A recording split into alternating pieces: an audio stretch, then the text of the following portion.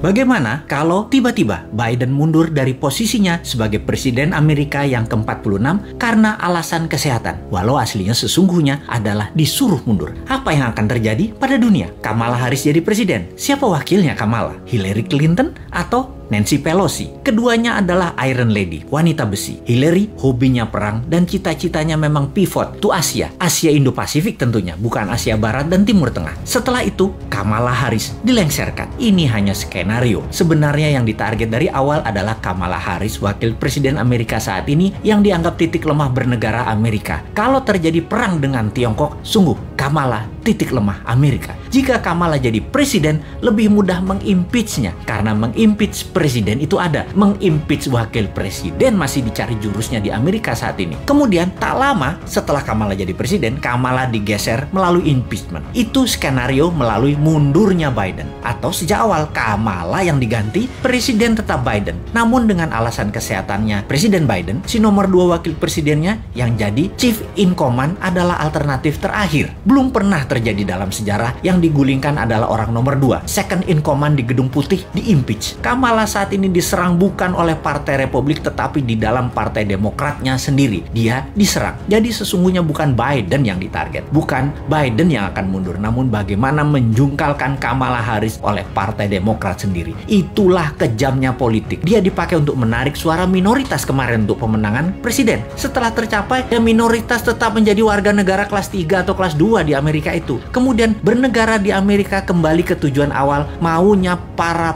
plutokrasi di Amerika. Plutokrasi adalah segelintir orang kaya mengendalikan negara. Plutokrasi dan oligarki di Amerika menggunakan negara untuk mencaplok negara lain dan merampok rakyatnya sendiri. Amerika itu negara swasta. Negara lawannya yang oposisi persis yaitu Tiongkok. Tiongkok negaranya dikendalikan pemerintah otoriter Partai Komunis atau negara partai. Itulah bedanya Amerika dengan Tiongkok. Indonesia, 7 presiden adalah negara partai, terutama 3 presiden terakhir, di mana swasta hanya dapat porsi 20%, yang 80% pemerintah. Nanti ketika new mind terjadi, maka terbalik. 80%-nya swasta, 20%-nya pemerintah. Indonesia jadi negara swasta, namun bukan swastanya plutokrasi dan oligarki, tetapi strong UKM. Itu bedanya. Indonesia akan jadi negara pertama di dunia yang kekuatannya pada UKM, bukan di oligarki, bukan di plutokrasi. Mengapa bisa? Karena peluang usaha disamakan. Pemerintah hanya jadi regulator atau wasit pengadil yang adil untuk siapapun bisa bertanding di tanah air tercinta. Namun kalau di luar negeri, negara hadir 100% membela setiap warganya, baik itu oligarki, plutokrasi atau UKM ke luar negeri Indonesia. 100% negara bantu. Serangan ekonomi ke negara lain, sekali lagi, pasti didukung pemerintah New Mind 100%. UKM, you never walk alone. Di dalam negeri, juga di luar negeri. UKM akan memakai negara untuk mencaplok negara lain. Itu di zaman New Mind. Persis seperti Tiongkok lakukan di Indonesia yang masih juga tidak disadari oleh banyak masyarakat. Apa buktinya tidak disadari? Buktinya survei terakhir mengatakan pemerintah sekarang masih didukung mayoritas. Dan itu bagus. Kenapa didukung mayoritas padahal performanya bisa dikatakan biasa-biasa saja? Karena oposisinya